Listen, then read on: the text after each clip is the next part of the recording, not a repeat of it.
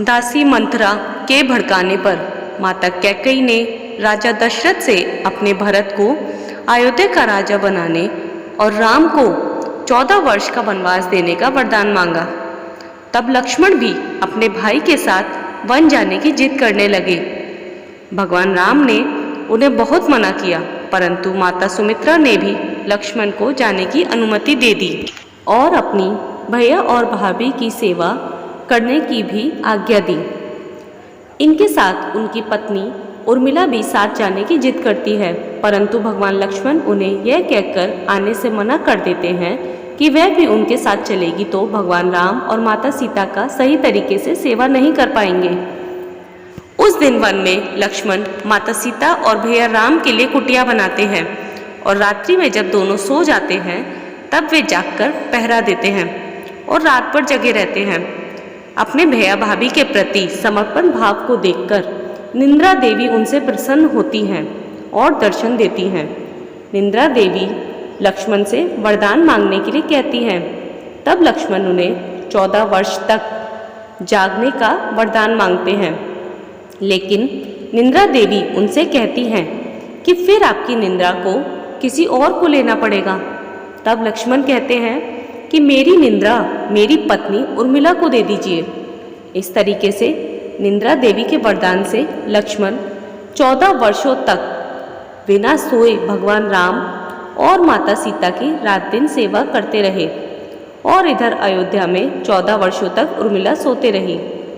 14 वर्ष तक न सोने के कारण ही लक्ष्मण इंद्रजीत को मार सके थे।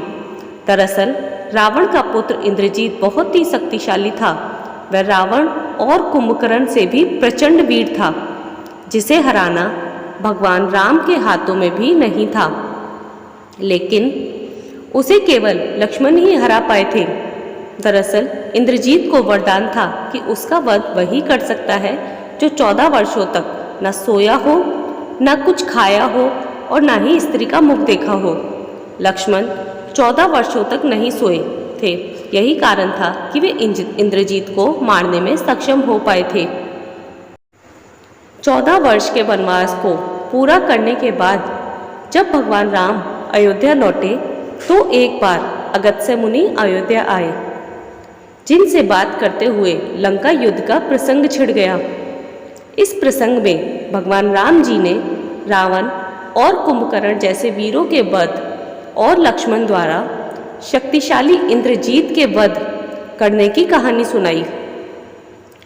उसी वक्त भगवान राम के मन में यह प्रश्न आया कि यह भला शक्तिशाली इंद्रजीत को मारने में सक्षम नहीं हो पाया, उसे मेरे अनुज लक्ष्मण ने किस तरीके से मारा?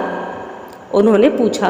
तब अगस्त्य मुनि ने कहा कि रावण और कुंभकर्ण से भी शक्तिशाली इंद्रजीत था, जिसने अंतरिक्ष से भगवान इंद्र को भी युद्ध में हराकर उन्हें बांधकर लंका ले आया था। ऐसे वीर और शक्तिशाली इंद्रजीत को मारने में केवल लक्ष्मण ही सक्षम था, क्योंकि उसे वरदान था कि उसे केवल वही व्यक्ति मार सकता है जो 14 वर्षों तक ना सोया हो, ना कुछ खाया हो और ना ही स्त्री का मुख देखा हो। अगस्त्य मुनि ने भगवान राम को स्वयं लक्ष्मण से इसके बारे में पूछने के लिए कहा। तब लक्ष्मण ने 14 वर्षों तक अपने निंद्रा पर नियंत्रित करने की कहानी भगवान राम को सुनाई, जिसके बाद भगवान राम के मन में दो और प्रश्न आया।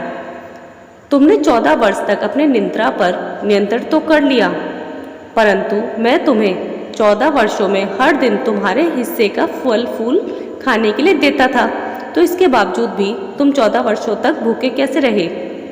तब लक्ष्मण ने बताया कि भैया, आप मुझे मेरे हिस्से का फल फूल देकर चले जाते थे, लेकिन आपने कभी मुझे खाने के लिए नहीं कहा। अब बिना आपकी आज्ञा के मैं उसे कैसे खाता, इसलिए मैं उसे कुटिया में रख देता था। आज भी वह फल फूल उसी कुटिया में रखे हुए हैं।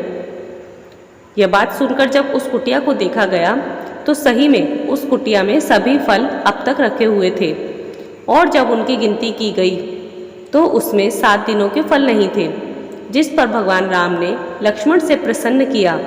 तब लक्ष्मण ने इन 7 दिनों के कम फल न होने का रहस्य को बताते हुए कहा कि पिताजी के स्वर्गवासी होने की सूचना मिली, उस दिन माता सीता का जिस दिन हरण हुआ, उस दिन समुद्र की साधना कर रहे थे, उस दिन इंद्रजीत के नाग फांस में बांधकर अछूत रहा, उस दिन इंद्रजीत ने मायावी सीता का सिर काटा, उस दिन जिस दिन राम ने मुझे शक्ति मारी और जिस दिन आपने रावण का वध किया, उस दिन यह कुल मिलाकर 7 दिन हम निराहार रहे थे।